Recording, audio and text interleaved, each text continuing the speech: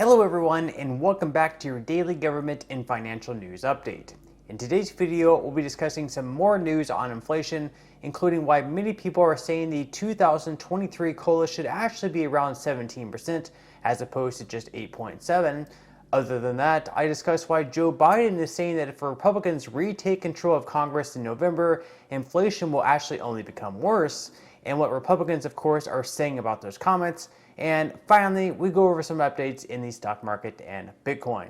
Now, as always, I am definitely interested in hearing your thoughts on everything, and I wanted to thank everyone for giving my videos likes and sharing them, as that certainly helps push these videos out to other people like you. Okay, so inflation unfortunately has just been one of those things where no matter how much we wanted it to go away, it's beginning to look more and more like these prices are here to stay. So even if inflation does get back down to the norm of 2 to 3% next year, these prices we're seeing now, whether at the grocery store or anywhere else, most likely aren't going to go any lower. The days of being able to go to the dollar store and actually buy an item for $1 and not $1.25, well, those days are pretty much history. As Peter Schiff cleverly pointed out in a tweet, everyone knows about the high inflation of the 1970s that didn't end until Volcker, who by the way was the Fed chairman at the time, got serious in the early 1980s. But during the 10 years from 1982 through 1992, the average annual CPI rise was 4.43%.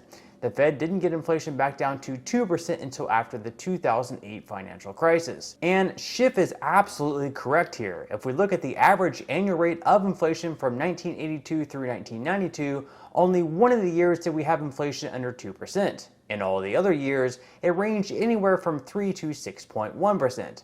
Then, from 1992 all the way until 2008, in only 2 years was inflation at 2% or below, which by the way is the Fed's target, and they had an average inflation of 2.7%. As Schiff mentions, inflation wasn't truly at the Fed's target until after the 2008 financial crisis, where 8 out of the next 12 years had inflation under 2%, and most other years it came very close. So what's being implied here, and I could actually see this being very true, is that getting back down to our 2% inflation target may not be something that we see anytime soon. Plus, it's not like even a 2% inflation is ever really good news in the long run, as over 10 years, if you had $100 laying under your bed, that same $100 would then only be worth around $80.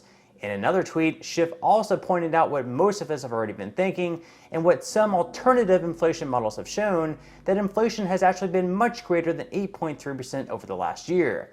Schiff said Pepsi exposed the fraud of the CPI by revealing year-over-year price hikes of 17%. That's double the government's official estimate. 17% likely represents a much better indication of the true annual rise in the cost of living than the 8% CPI gain. The Fed's going to need a bigger rate hike. And again, he does appear to be right, because looking at the 1980s based alternative model on inflation from shadowstats.com, it appears the actual rate of inflation is currently somewhere right around 17%.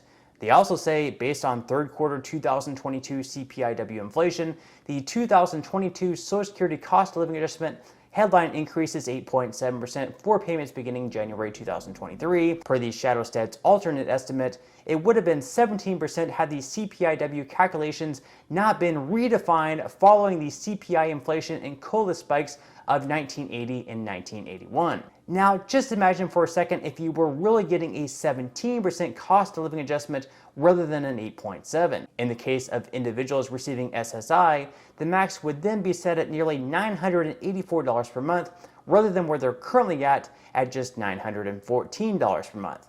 That's a difference of $70, which may not seem like much on a monthly basis, but over a year, that's $840, which, yes, is pretty significant.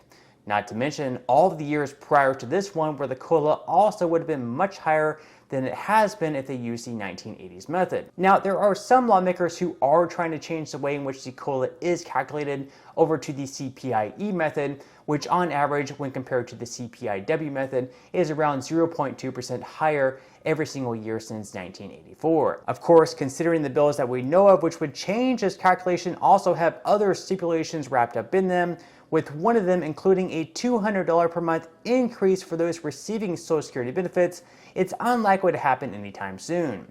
Even though President Biden promised to raise benefits for Social Security recipients by $200 per month upon entering office, since then, it hasn't really been a big priority.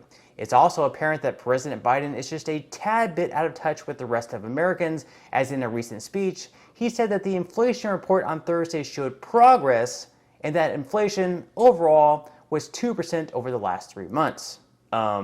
I mean, if you count an increase of 0.4% in inflation from August to September and being higher than expected by pretty much all estimates, then sure, I guess it's progress. For me personally, a year-over-year inflation of 8.2% isn't too much to write home about, especially considering that it's realistically a lot higher if they weren't sugarcoating that number. In Biden's speech, he also went on to say that it's especially important to vote for Democrats at the poll come November, because if Republicans win the House and the Senate, inflation is only going to get worse. It's that simple. Republicans didn't take too kindly to those comments, of course, with Representative Elise Stefanik tweeting, "Biden inflation was not temporary and it has not peaked. It has surged because of Joe Biden and House Democrats' Inflation Expansion Act. When Republicans win back the House, we have a plan to rein in America's inflation crisis. Biden and Pelosi have no plan." The Ways and Means GOP Twitter handle also tweeted, "Nearly a year after President Biden promised Americans that inflation has peaked, core inflation is now the highest record in his presidency.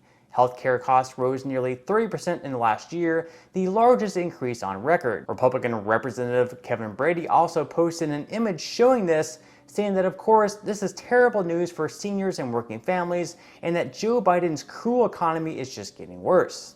So while it's difficult to predict what will happen with inflation, it's likely that Republicans will once again take control of at least the House after the midterm elections, which, to President Biden anyways, means that inflation will only become much worse. Whether or not he's right, we'll just have to wait and see, but until then, it could be a bumpy ride for Social Security recipients, with prices only rising higher and higher, while at the same time not exactly getting a fair adjustment in their pay. Let's hope that at some point, if Republicans do retake control of at least the House, possibly the Senate, that the two parties can work together for some type of solution to keep the program not only solvent for a longer period of time, but also make improvements to the overall program, so at the very least, the payments can be for a livable wage. Now, in some money news, one day removed from the shocking rally in the market after the inflation report came out worse than expected, stocks unsurprisingly fell to end the week on Friday, with the S&P 500 falling by 2.37%, the Dow Jones in the red by 1.34%, and the Nasdaq falling the most, down by over 3%. From here, it's hard to expect much good news to come out of the markets, with the Fed expected to raise rates by another 75 basis points in November with hopes of lowering inflation, and so with that, we can most likely expect another sell-off. In August and September combined, the S&P 500 lost 13.58%, and so far this month, the S&P 500 is already down by another 2.7%. So it looks like to close out this year, we're not going to be finishing things out on a strong note. Our only hope, of course, is that the inflation reports come out better than expected over the next few months, while at the same time avoiding any type of major recession, and then perhaps we can get the markets moving in the right direction once again. Now, with that said, if you would like to receive up to 12 free stocks and $5 worth of Bitcoin, in the comment section below, I will be leaving a link where you can receive just that from my partner in Webull. And even if you don't feel like investing at this time for whatever reason, once you receive the free stocks, what you can always do is just sell them for what they're worth and then transfer that money right back to your bank account. Now, in total, you should be receiving a value of at least $50 or more. Some people have actually received over $3,000 in the past. So really, you can think of this as just some free extra money with just a few minutes of work. But on that note, I'm going to go ahead and wrap up this video. If you enjoyed the content in today's video and you would like to see more like it, make sure to give this video a like, subscribe to my channel, and also ring the notification bell. That way you won't be missing any of my future videos. And until next time, I hope you have a wonderful rest of your day, and I'll see you in the next video.